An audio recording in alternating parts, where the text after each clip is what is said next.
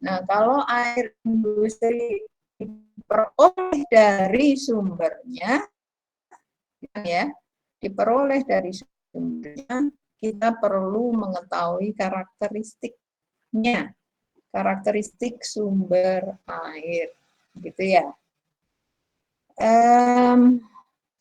Saya rasa saya juga perlu menyinggung sedikit ya,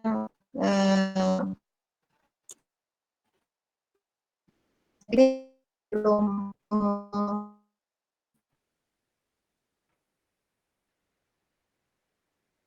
membahas bagian air industri, bukan?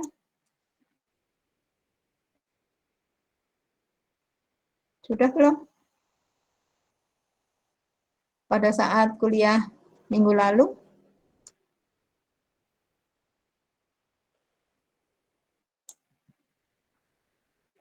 Oke, kenapa tiap kali pertanyaan saya jadi jarang ditanggapi ya? Karena kalian khawatir apa? Khawatir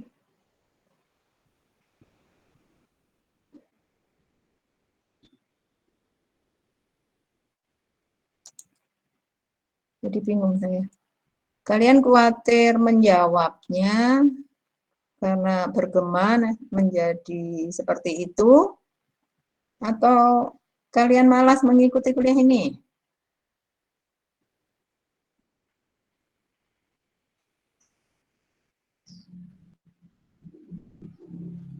Tidak ada yang menjawab juga.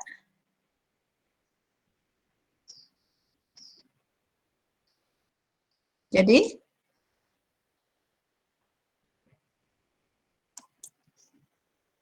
paling tidak ada Helmi loh ya, PJ-nya.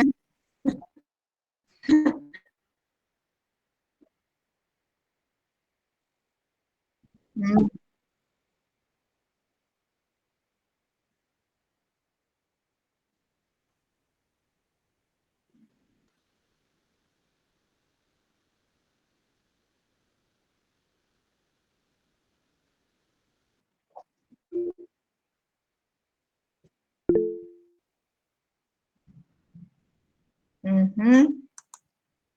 Yang disebut air industrinya, pembagiannya sudah kita bahas belum?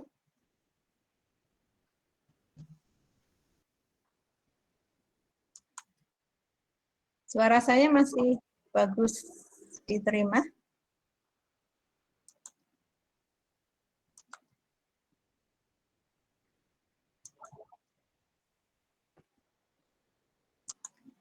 Ya, oke. Masih terdengarkah suara saya? Masih, Kalau Bu. buat pertemuan minggu lalu belum dijelasin, Bu. Langsung ke Iya. diagramnya yang industri itu. Oke, makanya saya akan jelaskan sebentar ya, supaya kalian lebih paham gitu ya. Lebih paham untuk mendasari langkah-langkah selanjutnya. Nah, kalau disebut dengan air industri kan ada 4 macam. Air proses, air pendingin. Ini sebetulnya urutannya ya. Ini saya mengikuti buku ajarnya. Kalau dari kualitasnya itu harusnya air pendingin, air proses, air umpan boiler gitu ya. Ada satu lagi yang disebut dengan air domestik atau air keperluan karyawan, kan gitu ya. Nah, sehingga masing-masingnya gitu ya, supaya kalian tidak mengantuk dan saya tidak bicara dengan diri saya sendiri gitu ya. Tolong Helmi bantu, ada yang raise hand, nanti gantian kelas yang mahasiswa yang lainnya, nah off mic gitu ya. Tolong bantu membaca air proses. Siapa? Siapa dulu? Dika atau Yurdika? Siapa yang Boleh. tadi?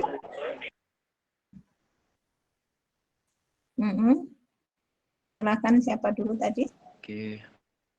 Baik ya Bu, izin membacakan mungkin atau meresume. Air proses itu merupakan air yang digunakan di dalam kelangsungan proses produksi dan terkait langsung dengan proses pengubahan bahan baku untuk menjadi sebuah produk. Contohnya seperti air untuk bahan baku, larutan bahan kimia, dan juga untuk proses biasanya juga tidak didaur ulang, tetapi ikut menjadi bagian dari masa produk ataupun sebagian terbuang menjadi limbah. Thank you ya, Dika ya. Air proses, Dika tetap on mic dulu, Dika coba ya. Nah, mengapa sih kok air proses biasanya tidak didaur ulang?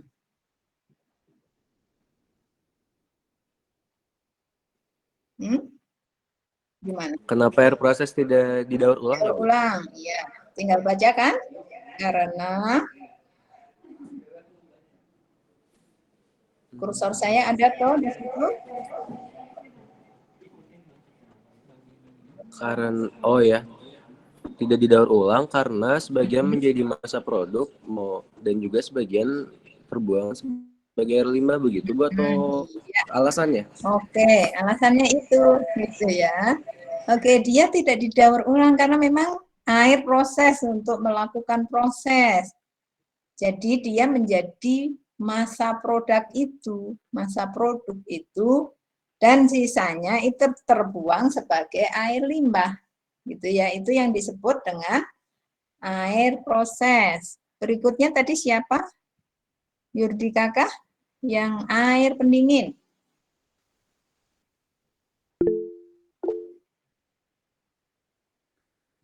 Silakan. Baik Ibu, yang B, air pendingin atau yang dikenal sebagai cooling water merupakan air yang digunakan sebagai sarana pendinginan di beberapa proses produksi yang membutuhkan pengaturan suhu agar tidak terjadi peningkatan suhu secara signifikan. Setelah melakukan pendinginan di dalam sistem produksi, air dengan suhu tinggi akan dialirkan ke cooling tower dan didaur ulang untuk keperluan pendinginan selanjutnya. Jumlah air pendingin yang dibutuhkan digunakan sebagai water make karena adanya water loss selama proses sirkulasi dan evaporasi di cooling tower. Yurdika open mic dulu, yang lainnya tolong off ya. Air pendingin itu tujuannya untuk apa, Yurdika? Sebagai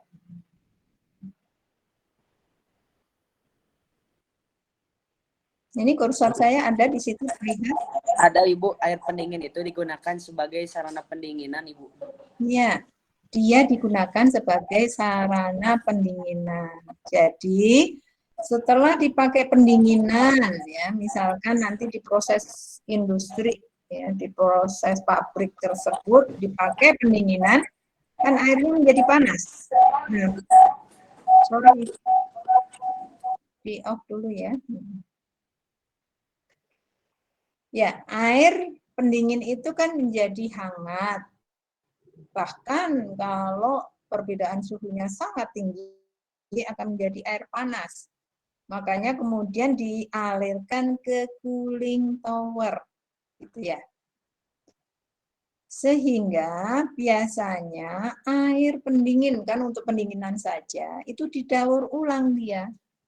Ya, tidak seperti air proses. Air proses menjadi bagian masa produk.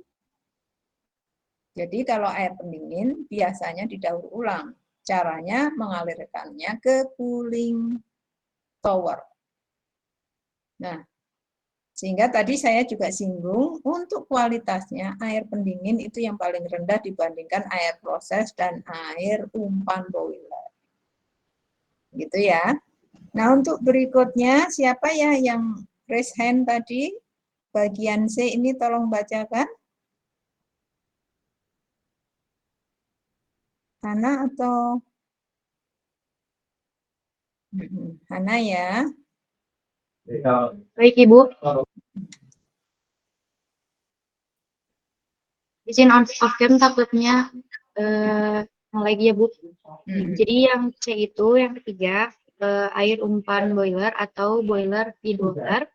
Air ini merupakan tambahan atau make up yang digunakan sebagai bahan baku untuk memproduksi steam atau kukus di boiler. Steam yang dihasilkan akan digunakan sebagai media pemanas di sistem produksi atau media penggerak seperti menggerakkan turbin. Selanjutnya, steam tersebut dikondensasi dan didaur ulang dalam sistem boiler feed water melalui feed tank. Ya, sekarang on mic dulu Hana. Bisa didaur ulangkah air umpan boiler? Bisa Ibu Ya, di sistem boiler feed water. kan dia itu bukan hanya ya sebetulnya, dia fungsinya sebagai steam gitu nantinya ya. Air umpan boiler itu mempunyai kualitas paling tinggi sehingga nantinya dia dipakai untuk media pemanas, media penggerak, ya. Sehingga nantinya kan bisa dikondensasi dan didaur ulang. Ya. Sehingga nanti air umpan boiler kan karena bisa didaur ulang, bisa dipakai lagi, nanti ditambahkannya itu sebagai make up, ya, water make up. Begitu juga tadi yang air air pendingin itu kalau memang nanti dipakai didaur ulang, dia ada water make up, ya, ada penambahan. Selanjutnya tadi Intankah gitu ya? Yang bagian D? Iya, Bu. Sok Intan. Selanjutnya ada air keperluan karyawan atau sering dikenal dengan portable water. Merupakan air yang digunakan untuk keperluan perkantoran, karyawan pabrik, dan keperluan lain yang tidak terkait langsung dengan proses produksi. Thank you ya. Intan, air keperluan karyawan. Ada istilah lain? Pernah dengar nggak ya? Air apa itu? Untuk keperluan karyawan industri, keperluan karyawan kantor, karyawan pabrik. Portable water. Ini R-nya hilang ya. Nah, ini saya ambil dari buku aja, harusnya nggak ada R ya, jadi potable ya, potable water ya. Air keperluan karyawan atau potable water merupakan air yang digunakan untuk keperluan perkantoran, gitu kan ya. Nah, yang saya maksudkan tadi, kalau ini istilah asingnya gitu ya, potable water, istilah umum yang kita ketahui, yang kita dengar secara umum adalah air domestik, gitu ya, air domestik. Oke, nah yang kita bahas dalam mata kuliah ini, yang D ini tidak ada penekanan khusus gitu ya, ini kalian bisa belajar sendiri. Ya karena seperti keperluan rumah tangga gitu ya, itu kan air domestik. Keperluan rumah tangga kita bisa pahami ya, nggak begitu sulit ya, bisa kalian browsing juga, sehingga 3 jenis air itulah yang kita bahas, A, B, C. Kembali sekarang saya ulangi, ini cepat-cepatan raise hand ya. Kalau dari sisi kualitasnya, kualitas paling tinggi adalah air apa? Ya, cepat-cepatan raise hand. Iya, Alicia. Apa Alicia? Air umpan boiler, Ibu. Ya, air umpan boiler. Mengapa demikian kira-kira, Alicia? Bisa dicoba jawab. Kok dia paling kualitasnya paling tinggi ya gitu? Karena dia dipakai untuk menghasilkan steam, Ibu. Untuk menghasilkan steam. Ya. Jadi kualitasnya yang paling tinggi. Sehingga urutannya Dari yang terendah, siapa tadi yang mendengarkannya? Urutan paling rendah, kualitasnya 3 macam air. Di Fani ya. Yang tertera tadi di saya di Fani Akmalia yang pertama. Ya, di Fani. Kalau untuk yang terendahnya air pendingin. Jadi urutannya gimana? Air pendingin,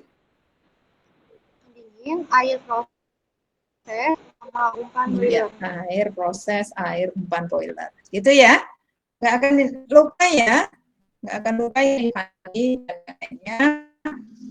dari urutan kualitas air pendingin, air proses, baru kemudian air umpan boiler. Ya, begitu ya. Karena memang pada dasarnya yang disebut gitu ya, dengan 3 macam air inilah yang dipelajari di utilitas 1. Ya. Nah, kalau kemudian kebutuhan air industri itu diperlukan, ya ini namanya juga industri gitu ya. Jadi kita lebih ke arah industri karena kalian memang ditargetkan untuk lebih banyak bekerja di industri nantinya. Nah, kebutuhan air industri ini tentunya tergantung dari sumbernya, ya, di mana sumber air itu akan diperoleh. Ya, di bagian terakhir ini siapa mau bantu baca?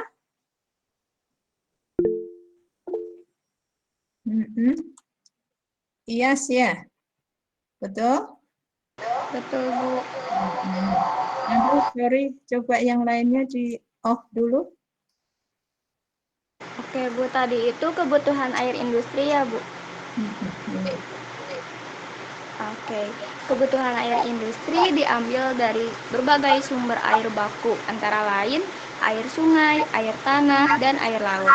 Sistem pengolahan air terdiri dari pre-treatment, primary treatment, dan beberapa jenis pengolahan sesuai dengan persyaratan kualitas air industri dan sesuai penggunaan masing-masing. Jenis pengolahan pre-treatment dan primary treatment sangat tergantung kepada karakteristik dan sumber air baku yang digunakan.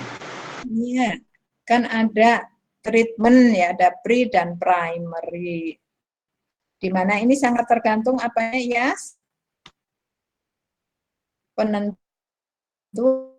ini ya, jenis pengolahannya, pre-treatment, primary treatment tergantung dari atau tergantung kepada karakteristik dan sumber air bakunya. Iya, karakteristik dan sumber air itu. Makanya mengapa bab 2 kita belajar mengenai sumber air. Kita belajar mengenai karakteristik sumber air. Ya, karena ada sumber air itu air sungai, air tanah, air laut gitu kan.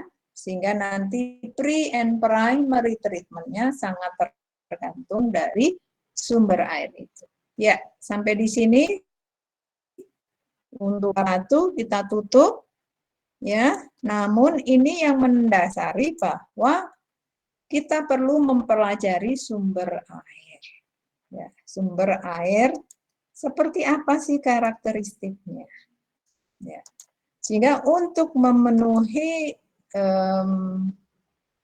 sebelum masuk gitu ya, sebelum masuk ke bahasan sumber air itu, inilah yang disebut dengan siklus hidrologi. Kalian sudah mempelajarinya sebetulnya ya di tingkat SMA. Kalau SMK mungkin gitu ya. Jadi kalau siklus hidrologi itu kan dipelajari di biologi ya.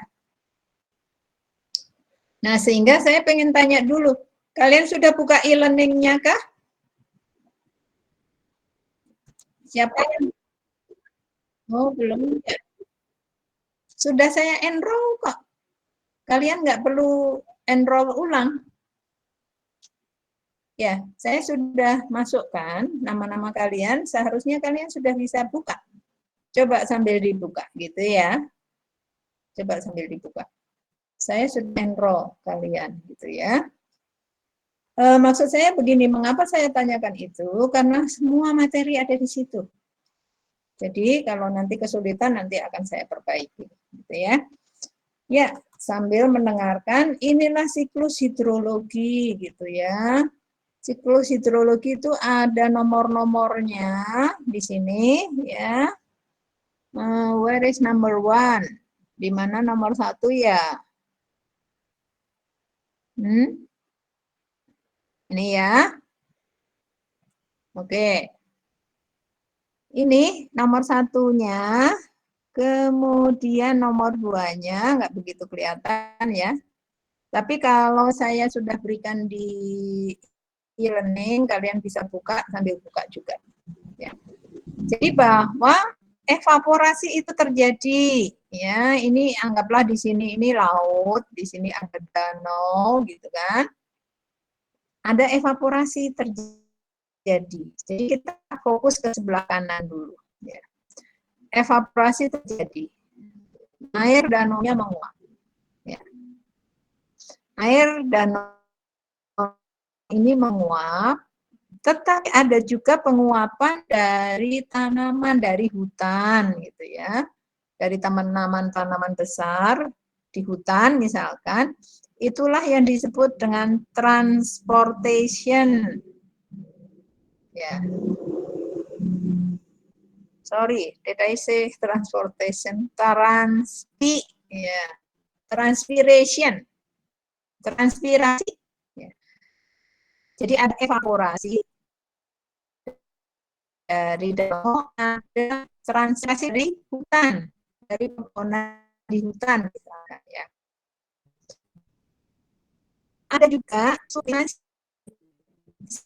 sublimasi bahkan es salju yang menempel di gunung-gunung.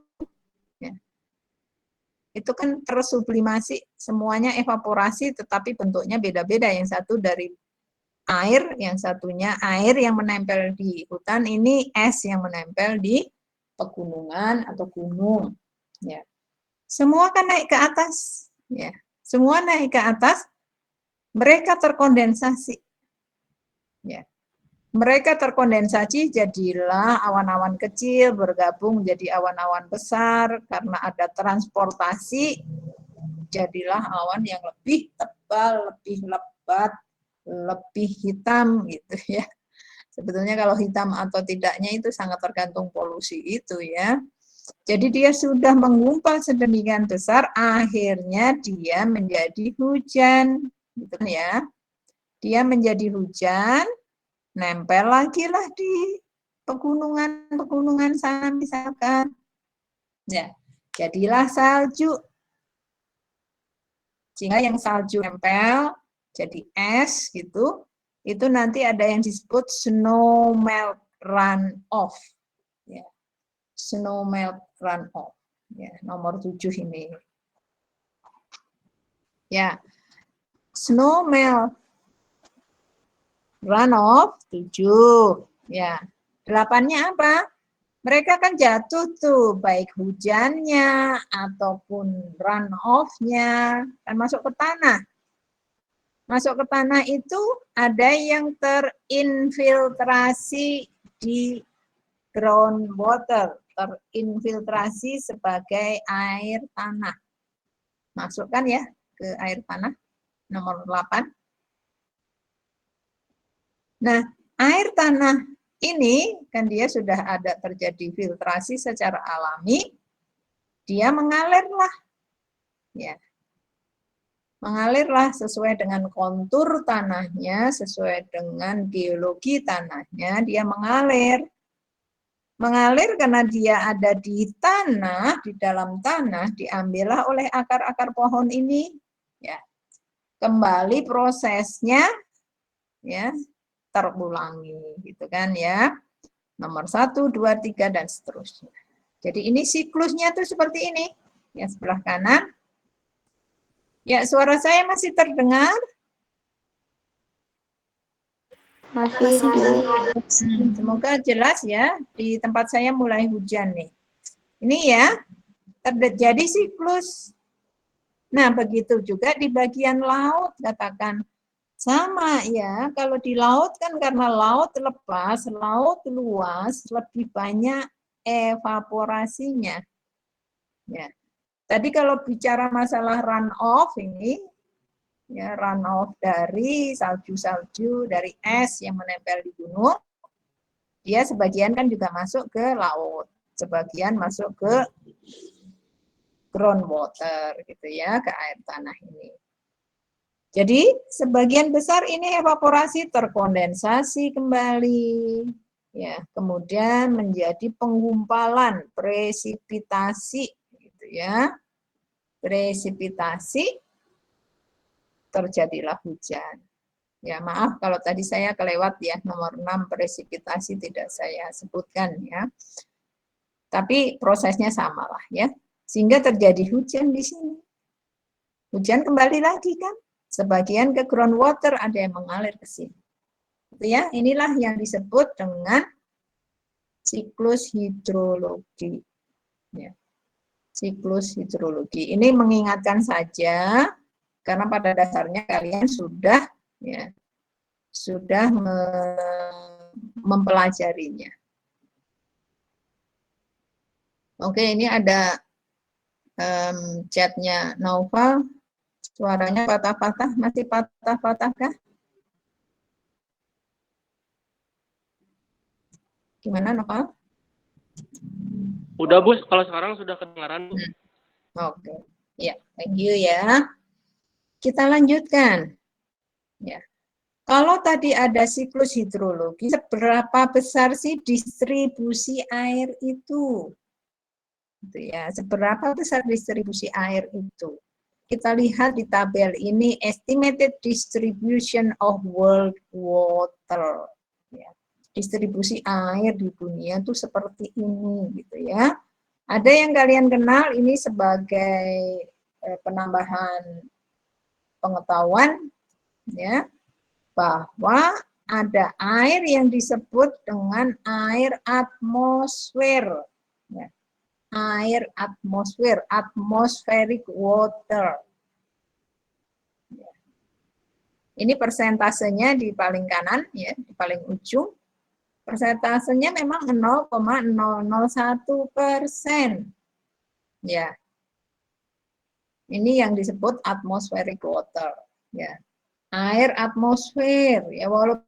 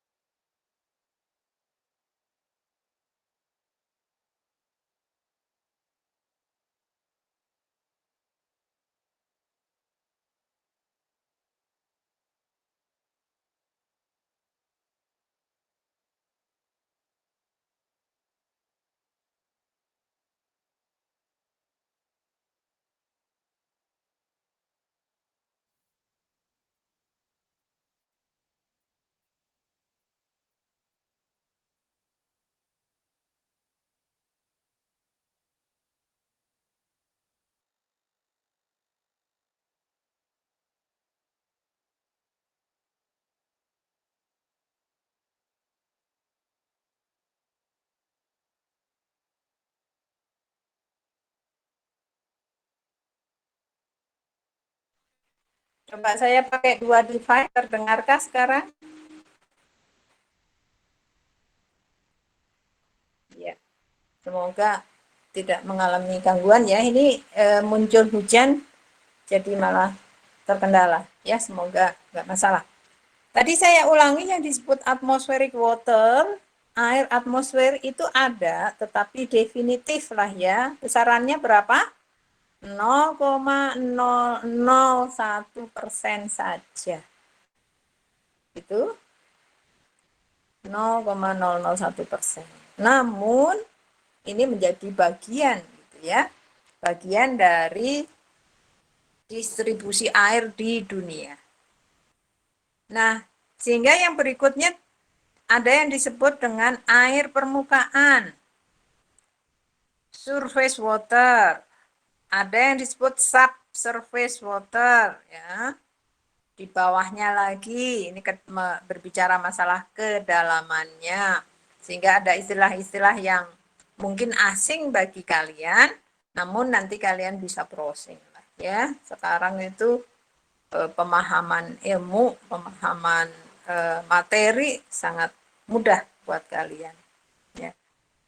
Nah, yang disebut air permukaan itu bisa air asin ya di ocean ya di laut sana, atau air asin yang ada di danau-danau ya di inland seas, di laut-laut sekitar benua itu gitu ya, atau justru air tawar ya, fresh water gitu di danau, di channel-channel gitu ya, atau justru glasier tadi ya yang siklus hidrologi itu, atau air di biomasa. Masing-masing ada persennya ya. Subsurface water, ada juga verdus water, ada groundwater dalam kedalaman gitu ya, 0,8 km dan seterusnya ini, atau yang lebih dalam. Namun kalian perhatikan persentasenya ya, yang sebelah kanan. Yang sebelah kanan. Ya. Itu kalau kalian perhatikan ya, 97% gitu ya dari total air itu adalah air laut gitu ya.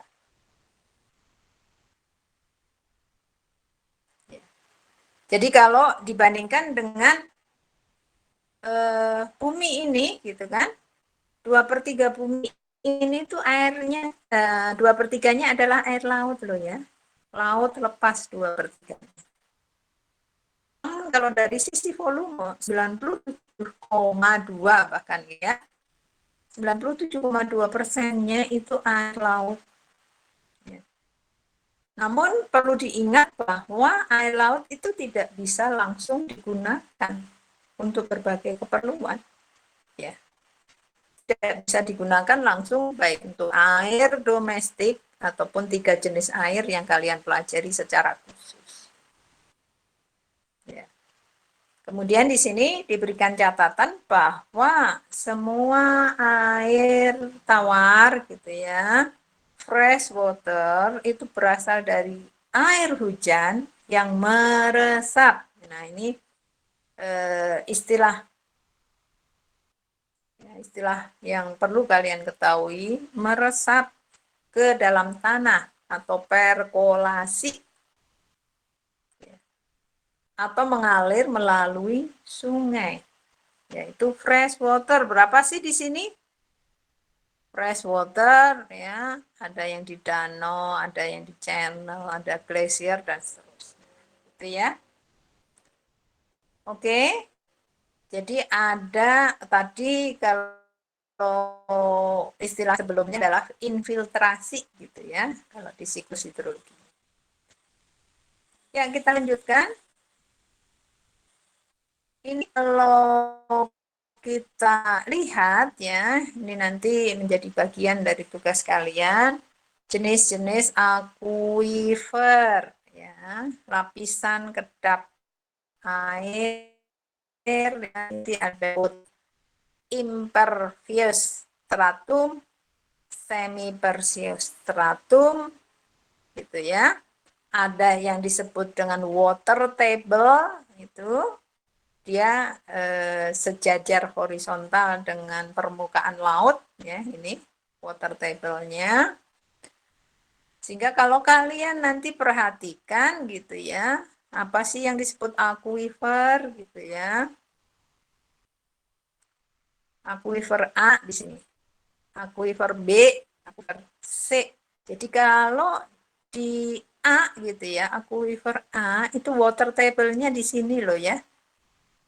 Jadi kalau disebut airnya di sini gitu ya, sementara lapisan kedap air gitu ya, lapisan kedap air itu itu yang paling bawah ini, ya, lapisan kedap air itu paling bawah, sehingga di akuifer C inilah air yang paling jernih, air dengan kualitas tertinggi.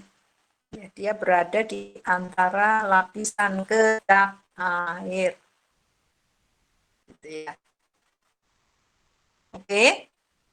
Sehingga kalau kalian ketahui ada juga yang disebut dengan sumur artesian gitu ya. Ini ada flowing well. Sumur artesian. Ya, kan itu dia airnya bisa keluar dengan sendirinya gitu ya. Ya, jadi dia bisa memancar itu karena dia kondisinya ini, ya, dia ada di water table-nya sekian gitu ya, ini, kemudian dia ada di antara lapisan kedap, di situ tekanannya yang membuat dia bisa keluar dengan sendirinya air itu, ya. Sehingga ini masing-masing istilahnya kalian nanti bisa browsing ya, apa itu purse water, apa itu groundwater, psychometric surface, ya, B, C, dan masing-masing aquifer. Ya.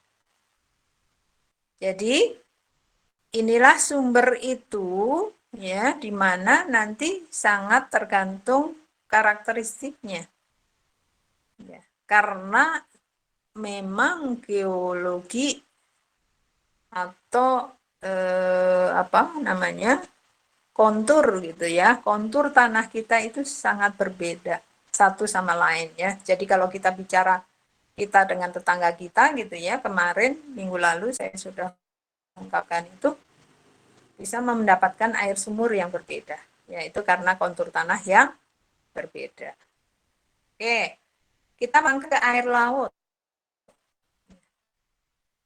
Air laut, kalian perhatikan tadi berapa ketersediaan air laut dari volumenya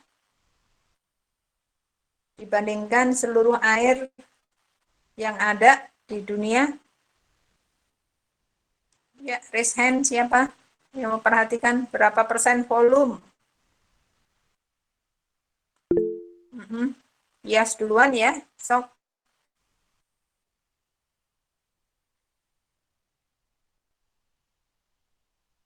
Juta 320.000. Volume dalam volumenya dalam kilometer. Dalam persen. Berapa persen volume?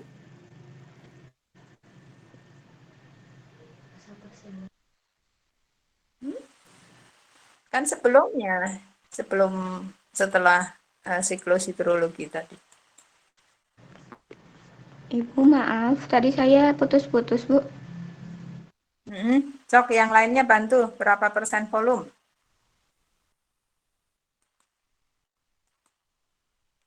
97,2, Bu. Iya, 97,2% dia ya. Kalau bicara persen volume, dia tuh 97% sendiri. Tapi kalau bicara masalah bumi ini, masalah bumi ini, daratannya dibanding lautannya seberapa bagian?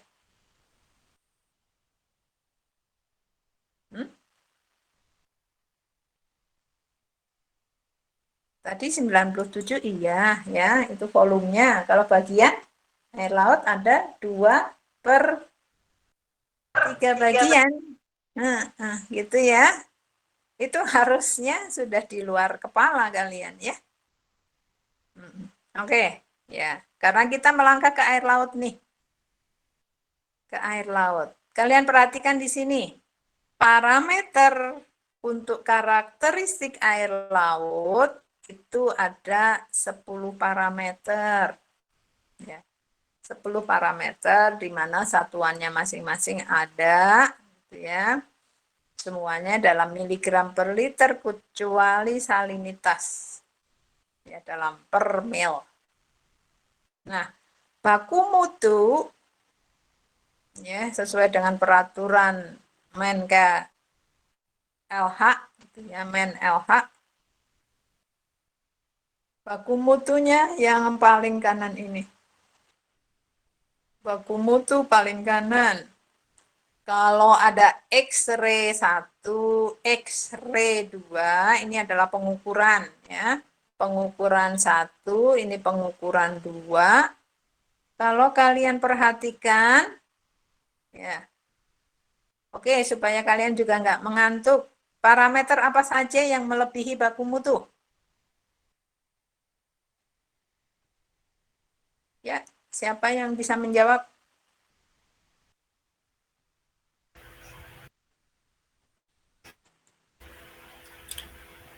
Bu, yang kromium heksavalen bukan? Hanya itu. Fenol, minyak dan lemak, nitrat, dan timbal. Oke, itu yang Intan ya. Jadi parameter-parameter ini harus menjadi perhatian kita, yang diberikan warna beda gitu ya. Karena melebihi persyaratan baku mutunya, gitu kan? Ini 0,02 itu saja sudah 4, ya benar ya, 4 kalinya. Ya, 4 kalinya, ini 8 kalinya ya. Ya, karena secara pengetahuan umum ya, CR6+ itu kan menjadi penyebab kanker. Ya. Kromium heksavalen ini yang perlu diperhatikan. Ya. Begitu juga fenol. Fenolnya ini melebihi ya, 3 kali lipatnya, 5 kali lipatnya. Ya. Minyak lemak pun 3 kali lipatnya, ya hampir 3 kali lipatnya. Nitrat ya, dan juga timbal ya, timbal itu melebihi walaupun sedikit gitu ya, tetapi namanya juga timbal ya.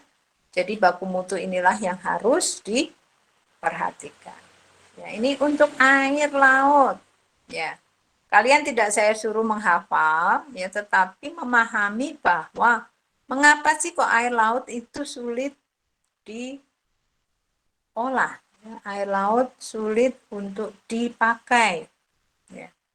Karena inilah yang harus diperhatikan, termasuk juga misalkan gitu ya, ini gambar sebelah kiri kalian, kalau memang industrinya lepas pantai gitu ya, industri lepas pantai, dia ada di offshore sana gitu kan, dia mau tak mau menggunakan air laut.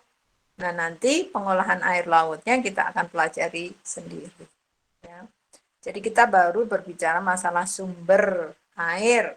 Salah satunya adalah air laut. Gitu. Berikutnya air sungai. Ya, air sungai ini tabelnya, baku mutunya itu ini loh, BML, baku mutu lingkungan, ada tanda asteriknya ini. Kalau parameter air sungai bahkan gitu ya, harus ada parameter fisika, parameter kimia, dan parameter biologinya untuk air sungai. Jadi industri yang memanfaatkan sumber airnya dari air sungai perlu diperhatikan 3 parameter ini. Ya. Sehingga kalau kita perhatikan di sini, gitu ya, yang di blok biru, mengapa ini di blok biru?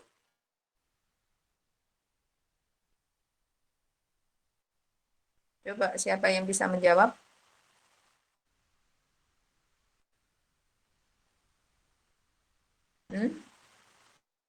Kalian bisa menjawab dari nilainya, dari karakteristiknya gitu ya. Dari nilainya saja dulu yang gampang. Siapa bisa menjawab ini? Yang blok biru? Ya, Intan? Kurang dari baku mutunya. Ya. Dia terpenuhi loh ya. Gitu ya. Kurang dari baku mutu atau terpenuhi dia. Ya.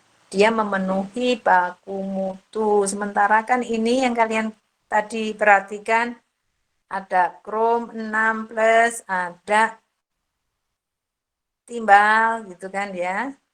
Mangan, seng, tembaga, ini kan sorry, merupakan logam-logam yang berbahaya kan ya. Ya.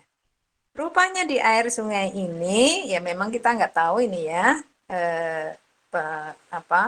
pengambilan sampelnya dilakukan di sungai apa, tetapi ini cukup bagus gitu ya, bahwa parameter kimianya ya untuk bahan-bahan kimia yang berbahaya itu justru malah memenuhi baku mutu gitu ya.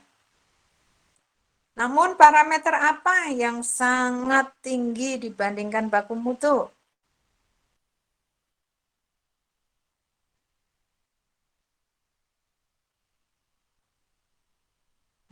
Parameter apa yang sangat tinggi dibandingkan baku mutu? Sangat tinggi saya bilang gitu.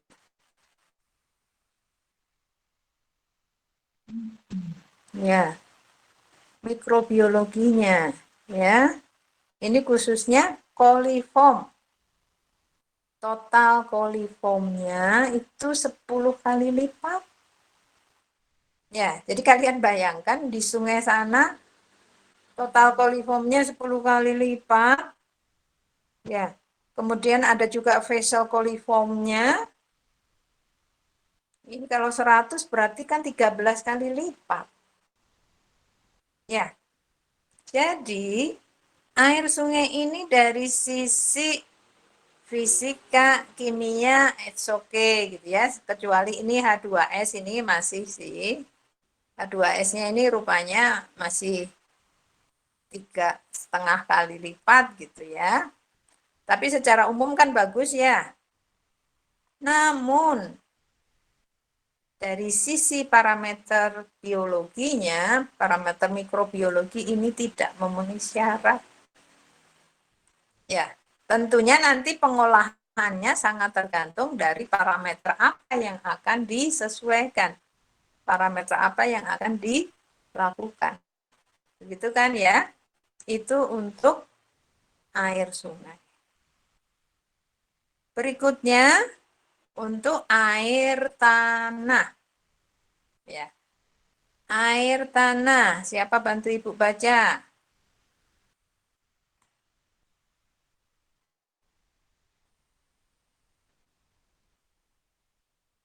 Ayo gantian siapa? Naufal. Naufal bisa open mic.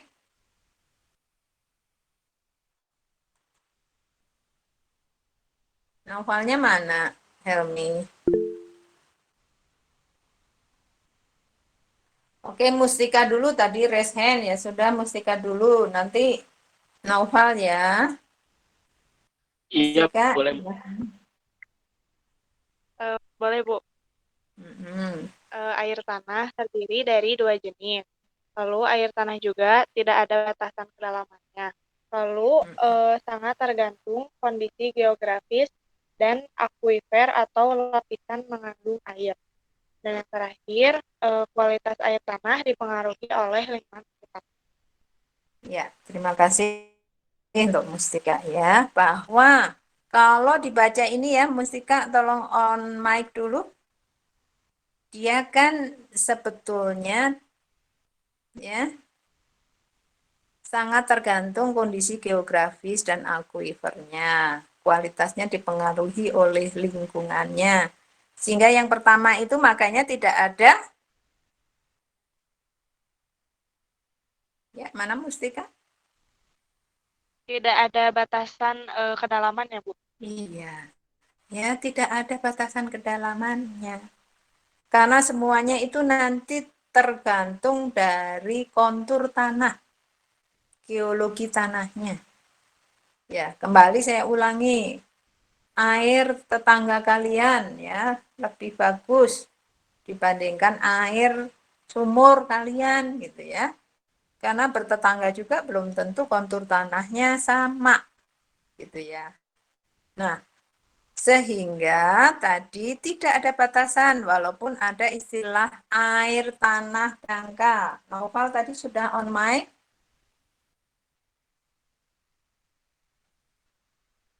Mana Naufal? Iya, Bu. Sok baca ini nih Naufal.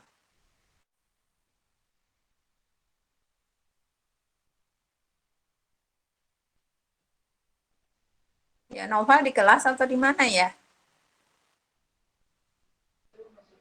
Lagi di kelas, Bu. Ya, kenapa nggak mau baca kan? Nggak rela ya? Tadi saya suaranya agak patah-patah, Bu. Tahu, Bu, ini wifi-nya, Bu? Oke. Iya, soalnya pakai Bacakan HP, yang Bu. ini. Sok. Bacakan yang air tanah dangkal. Iya, Bu, siap. Air tanah dangkal atau air tanah tak tertekan atau unconfined aquifer adalah air tanah yang dibatasi oleh water table sehingga bagian bawahnya dibatasi oleh lapisan kedap air. Oke, bukan sehingga tapi sedangkan bagian bawahnya dibatasi oleh lapisan kedap air. oke, jadi yang disebut air tanah tak tertekan pembatasnya apa? Naufal? Kalau buat bagian yang dibatasi oleh water table.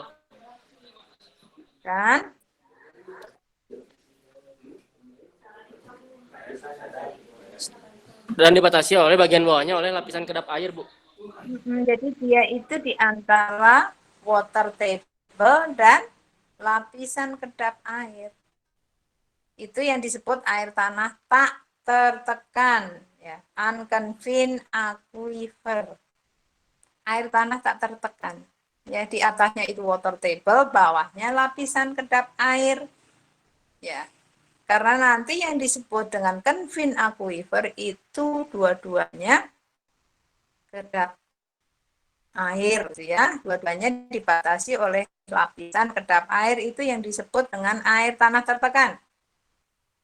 Betul ya, Naufal ya?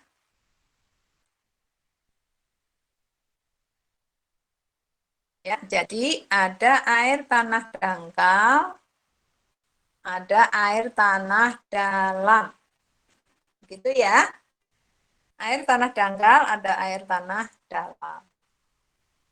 Ya, sehingga nanti yang digambar di awal ya, ada yang disebut unconfined aquifer, confined aquifer gitu kan.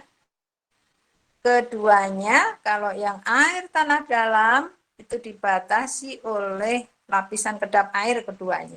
Sekarang pertanyaan saya. Ya, ini semuanya langsung kalian jawab yang bisa menjawab. Dari dua macam air tanah ini, air tanah dangkal dan air tanah dalam, mana kualitasnya yang lebih tinggi?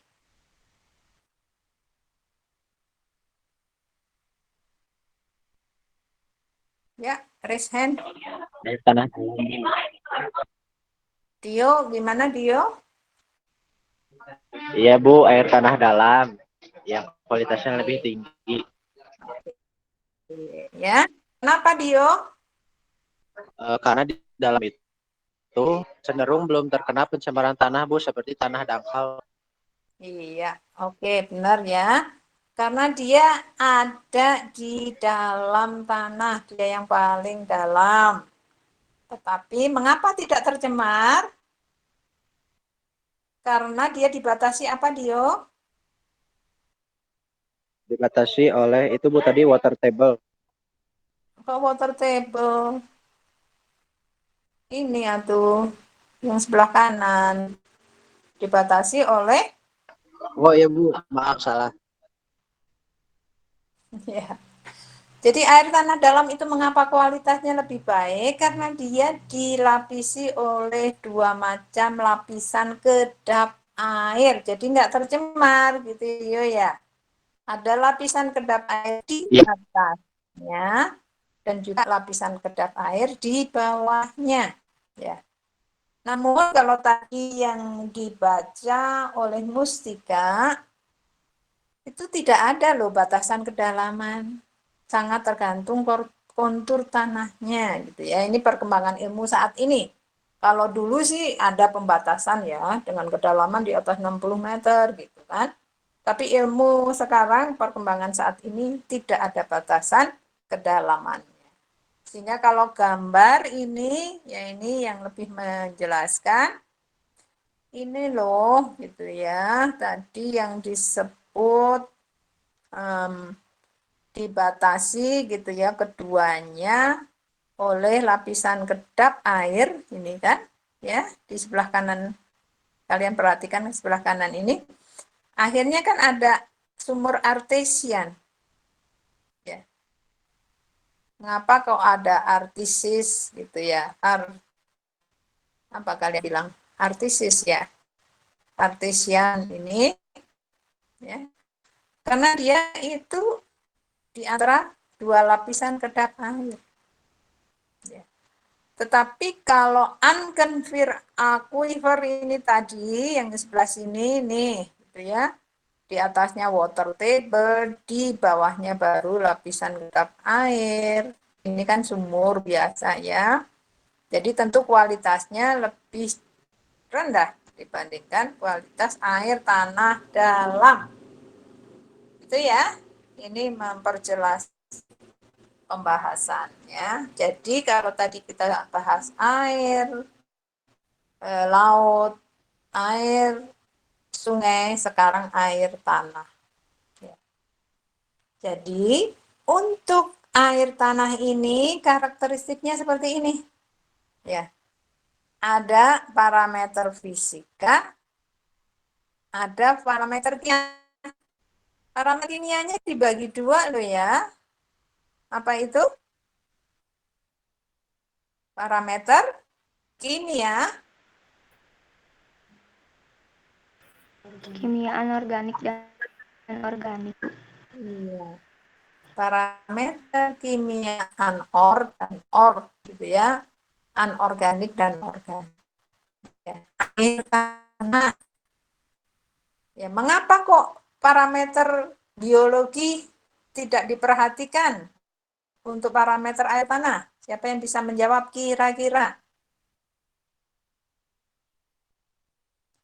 Parameternya kok tidak mencakup parameter mikrobiologi ya?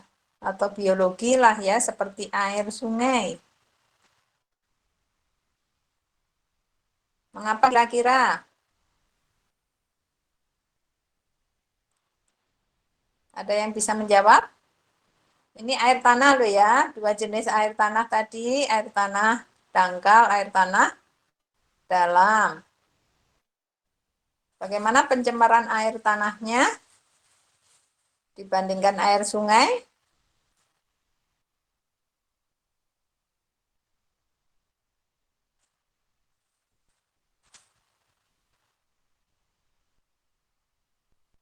Ya, suara saya masih terdengar? Masih, Bu. Jadi kira-kira kenapa kok air tanah itu parameternya hanya parameter fisika dan kimia, walaupun parameter kimianya itu ada dua jenis gitu ya. Air tanah ada air tanah dalam, ada air tanah dangkal. Yang kemungkinan lebih tercemar air tanah dalam atau dangkal? Air tanah dangkal, Bu. Ya, tapi mengapa kok dia parameter biologinya tidak diperhatikan seperti air sungai? Ya.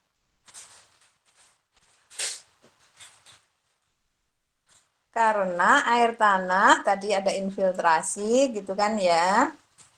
Air tanah tidak terbuka secara penuh seperti air sungai gitu ya. Pencemarannya masih ada pelindung lah ya air tanahnya gitu ya. tidak seperti air sungai. Namun rupanya parameter kimianya pun gitu ya, ini yang dibagi menjadi dua. Ada yang anorganik, ada yang organik. Nah, organik itu biasanya pencemarannya selain zat organiknya gitu ya, itu pencemaran deterjen. Ya. Jadi kalau kalian lihat, kalian perhatikan ini batas maksimumnya baku mutunya gitu kan ya, di sebelah kanan sendiri. Oke, yang di sebelah kanan. Kalau dari parameter fisika, kimia anorganik ataupun kimia organik, begitu, yang nilainya di atas baku mutu, ya. Yang nilainya di atas baku mutu ini anggaplah at 1A, at 2A, itu artinya di pengukuran sampel 1, di pengukuran sampel kedua. Kalian perhatikan yang tinggi parameternya parameter apa?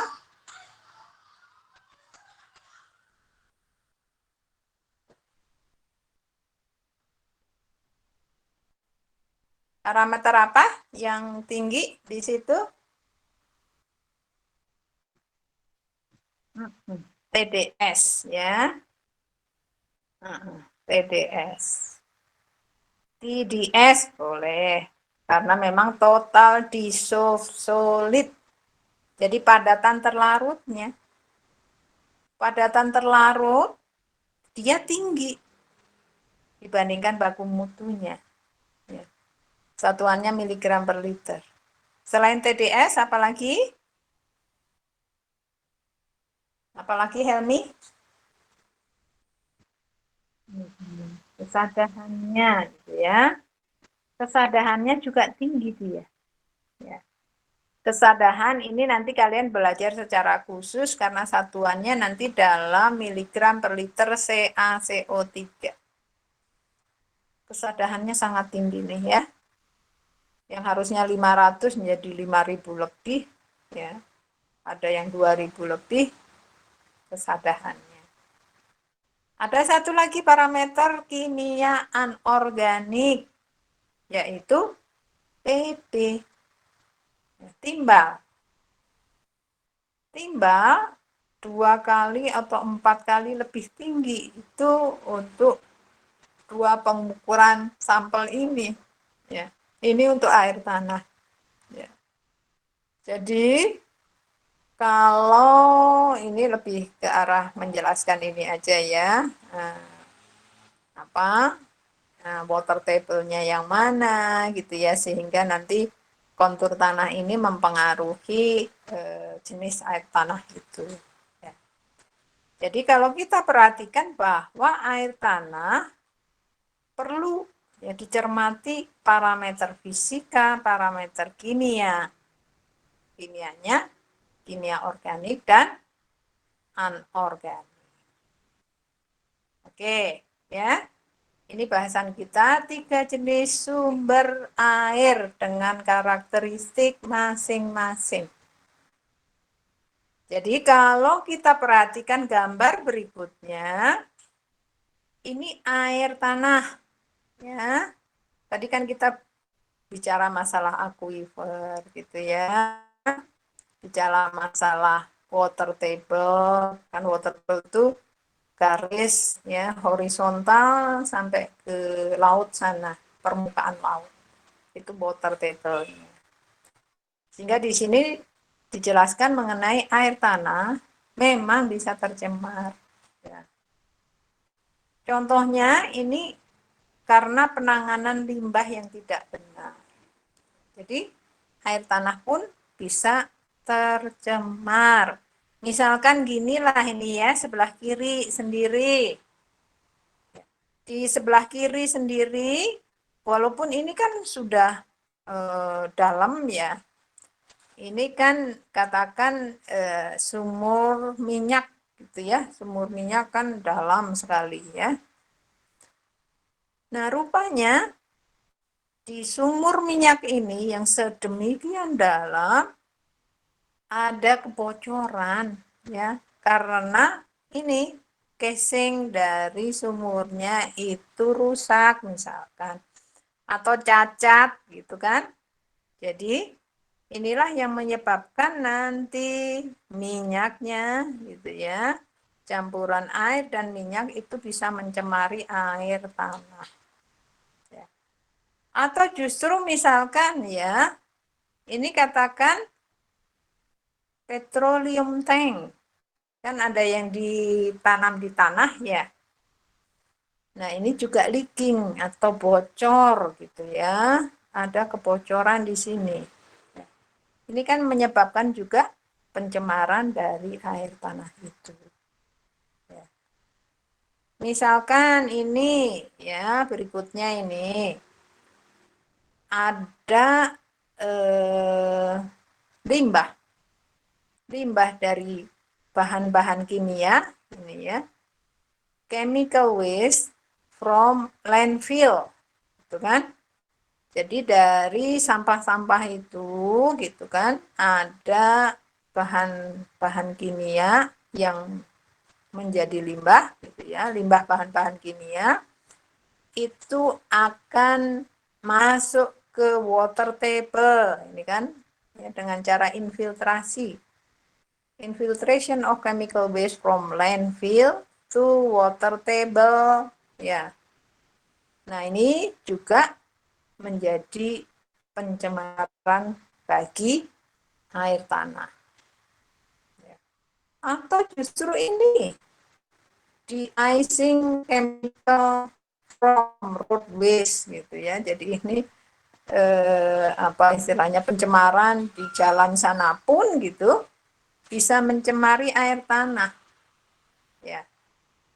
Jadi kalau kita lihat misalkan ini kan aquifer fresh water ya, ini contaminated shallow water ya, shallow water atau air tanah dangkal gitu kan. Jadi tercemar ini semuanya ya. Termasuk ini misalkan kegiatan pertanian ya, oleh petani-petani kita menggunakan pestisida ya, menggunakan pupuk ya, pesticides dengan fertilizers, itu juga bisa mencemari air tanah. Ya. Jadi ini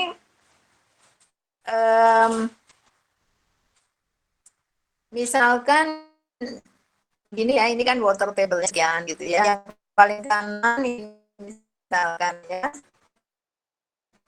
yang paling kanan itu dia berharap bahwa sudah cukup dalam gitu ya, dia menggali sumur, tapi rupanya karena ini ada resapan air gitu ya, ini kan air laut ya, rupanya di bawah itu bentuknya seperti ini gitu ya.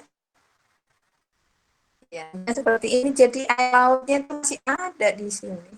Ya. Air asinnya masih di sini. Dia akan dapat air asin. Maksudnya kan dia sudah tanam secara dalam supaya menghindari water table ini. Rupanya masih dapat gitu ya air asin. Ya termasuk ini lumayan nih, lumayan dalam gitu ya. Dia sudah dapatkan fresh water, air tawar, tetapi ternyata ada kontaminasinya. Gitu kan? Begitu juga ini merasa sudah, oh ini sudah kok letaknya ada lapisan kedap air di sini. Jadi dia cukup dalam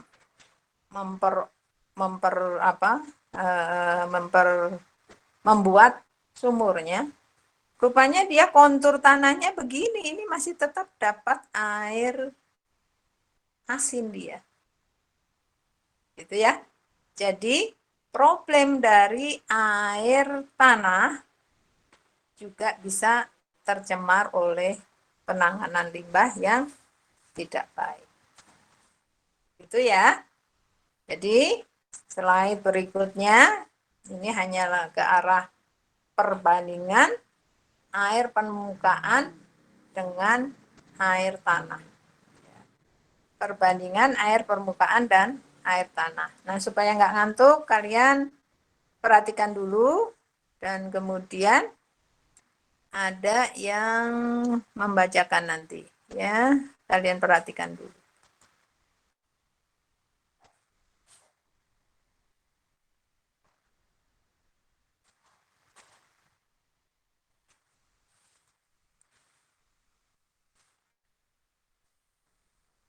Ya, siapa yang akan bantu baca?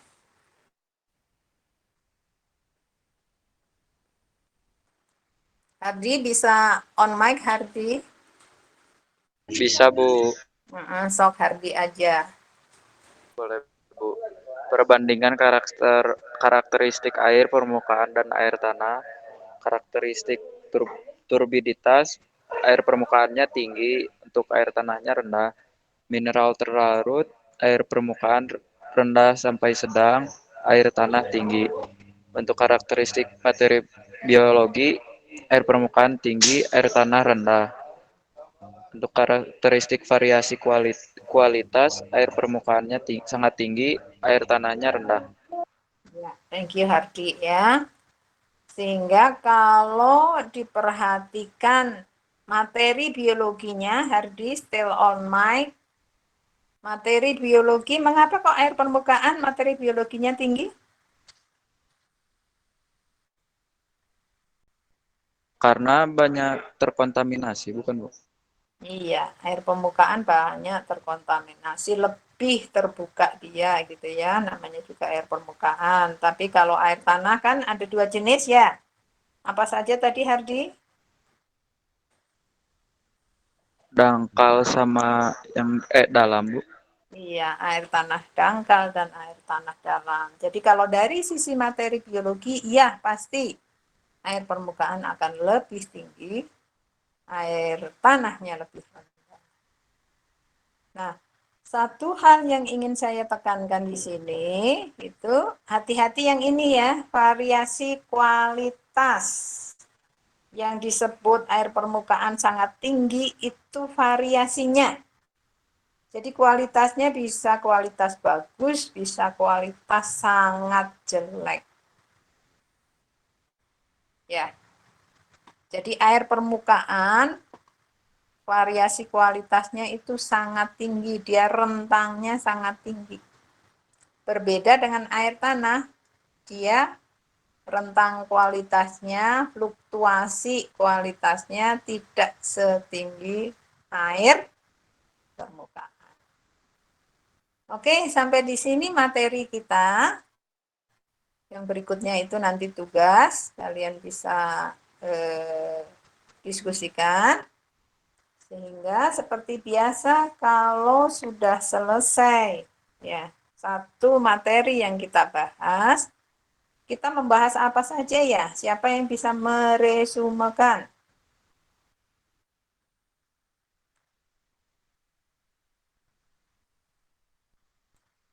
Ya, mau ditunjuk aja resume dari mata kuliah hari ini. Mustika tadi sudah ya, coba yang lainnya siapa yang belum ya? Apa yang kita pelajari hari ini? Yang lainnya yang belum berkontribusi?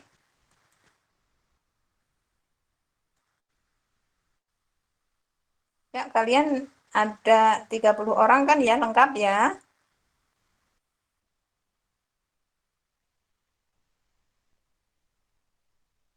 Oke, yang belum berkontribusi tidak mendengarkan kah?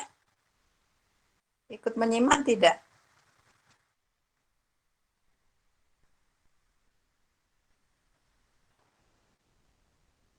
Ya, Helmi, suara saya masih terdengar. Kamu tunjuk deh teman kamu yang apakah memperhatikan atau tidak, sengaja ya saya buat seperti ini resumenya. Helmi tunjuk salah satu coba Helmi.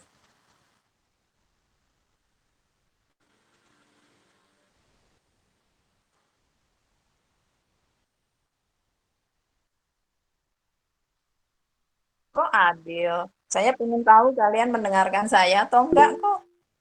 Ya, Yurdika. Bu, tapi tadi saya udah nggak apa-apa, Bu. Nah, dari siapa? Yurdika, tapi tadi saya udah baca nggak apa-apa. Hah? Ya sudah Mustika aja karena tadi saya nulis Mustika ya.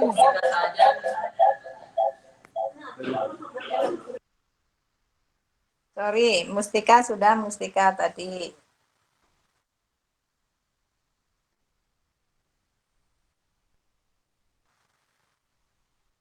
Ya, Mustika tadi off kan? Off mic. Saya, Bu. Ya, tadi kan saya anulir kamu karena pengen orang lain, rupanya Yurdika. Yurdika juga sudah. Berarti yang perhatikan hanya ini ya, Intan, Dika, Yurdika, Hana, Elisha, Divani, Iyas, Naufal, Dio, Helmi, Herdi. Yang lainnya nggak perhatikan ya? Oke, nggak apa-apa. Nama-nama ini saya catat sebagai kontribusi kalian, gitu ya. Yurdika karena juga sudah, tadi si Mustika yang angkat tangan duluan, silakan Mustika. Baik, Ibu. Untuk resume materi pada pertemuan kali ini, yang pertama tadi membahas dulu pembagian air di industri. Itu ada air proses, ada air pendingin, ada air steam, dan ada air untuk karyawan.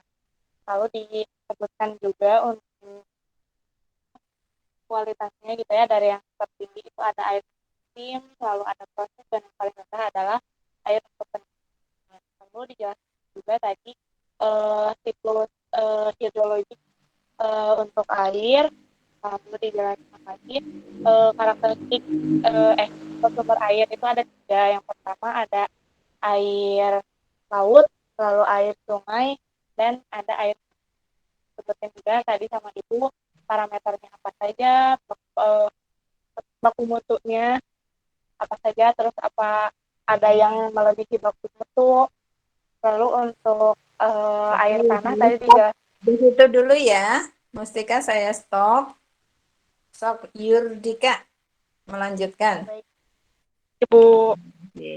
Ya, silakan Yurdika.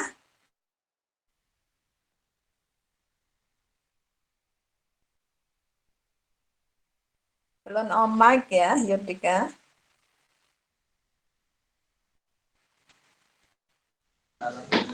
Kalau dari saya, Bu, tadi yang air tanah mungkin ada air tanah dangkal sama air tanah dalam. Terus mungkin selanjutnya yang tadi yang sebelum perbandingan karakteristik air ada karakteristik air tanah, kemudian ada air permukaan juga. Udah paling Bu, paling dari saya segitu. Ya dari yang lain mungkin ada yang bahkan. Ada 3 jenis sumber air. Air tanah yang sudah kamu sebut. Ada air tanah, ada air permukaan, ada air yang paling banyak adalah air laut, Bu. Air laut.